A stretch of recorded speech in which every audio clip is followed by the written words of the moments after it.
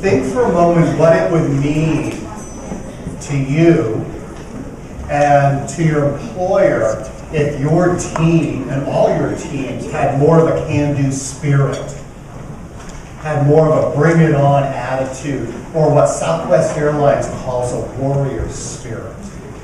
What difference would that make? Let me give you an example of the difference it makes. First, fantastic food. One of the things that I love about what I do is I get a chance to either work with or interview leaders and companies that do things right. And years ago, I interviewed the president of Fantastic Foods, and have a really strong reputation for being a great place to work and really caring about creating a climate that leads to people feeling confident, showing initiative, wanting to go the extra mile, etc. And so I asked him, I said, what message do you have for leaders who don't get it? For leaders who think that treating people well or cultivating relationship skills are just like warm, fuzzy, touchy feeling.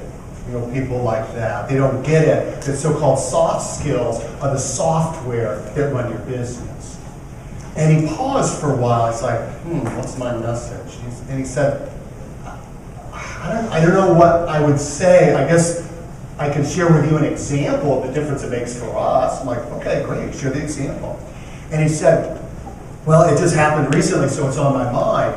We had just closed this 7-figure account with this Canadian grocery store chain for this new product of ours, this Thai noodle soup. And we were obviously really pumped about this brand new account. Unfortunately, though, a key ingredient of the product gets stuck in customs. And we are not going to get it released in time for us to produce it and meet the deadline that we had promised our brand new customer. So not exactly a way to endear yourself to new customers. And he said, but it was interesting what happened, because a bunch of the team members on the second shift, when they heard about what was happening, they came to us in the leadership group and they said, don't you think it makes sense to, instead of what they were planning on doing is once it goes through customs, bringing it on the railroad to the company's manufacturing plant. And they said, don't you think it really does make sense to have it airlifted in? And so that way we can honor our deadline, and we're fine, we'll stay up all night if that's what it takes to get this done. And so they're like, if you're willing to do it, let's make it happen. So as soon as it breaks through customs, they airlift it in. These guys worked all night, 9 a.m. when the trucks came in to pick up the product. It was ready to go. It went off to their brand new customer to delight their customer. He said, that's the difference it makes.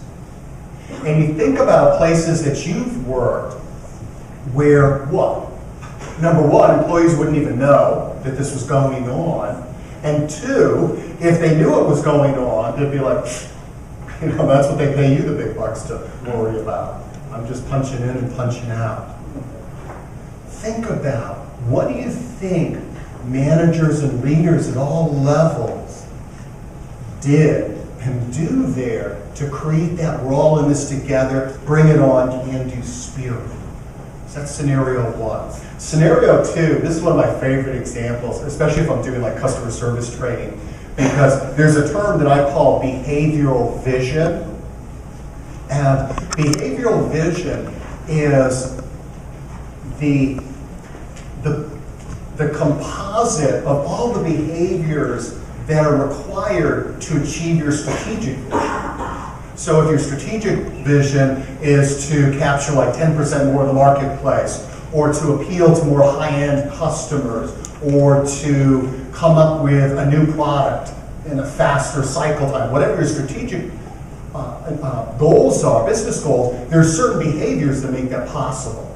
And so in customer service, when you talk about what equals world-class customer service, you want to give examples so people have a vision of what that looks and sounds like. Here's an example from FedEx.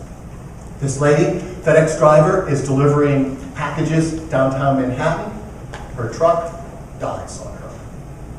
She calls up HQ, it says, got a problem here, Houston. And they're like, sorry, we don't have any backup trucks for whatever reason. Now, in a lot of companies, the person would be like, okay, I made my call, I did my part. But not at FedEx. What does she do? Remember, they've got a commitment when it absolutely positively has to be there, whatever the exact words are. What does she do? She starts hand delivery, or on foot, I should say, delivery the packages. So she's like hoofing it, through downtown Manhattan. And it becomes clear to her that I'll never get my, deadline doing it this way. So what does she do? She flags down a competitor's truck, explains the situation, hops on, and goes for a ride, and they deliver their packages together. Isn't that awesome? Isn't that great? Talk about having a can-do attitude, as opposed to like, hey, again, that's what they pay you the big bucks to worry about and solve those problems. That's what I'm talking about. And so one of the questions that has really intrigued me over the years is, what do you do to create that kind of climate, that kind of ethos where people have that bring it on, especially in challenging times? Any fellow surfers here? Okay.